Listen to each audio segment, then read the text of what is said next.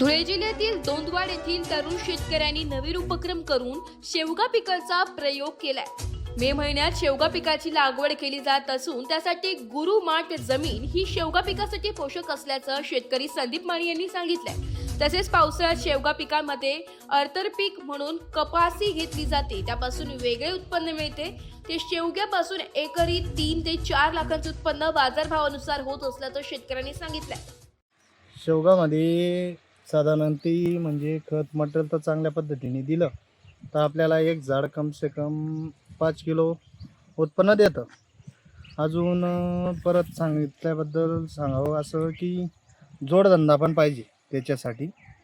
परत त्याच्यात आपण कपाशी पण लावली होती, कपाशी काढून घेतली, त्याच्यानंतर आपण आता शेवगा लागवड केलेली आहे। तुम्ही बघितला शेवगा पण चांगला आहे आपल्याला।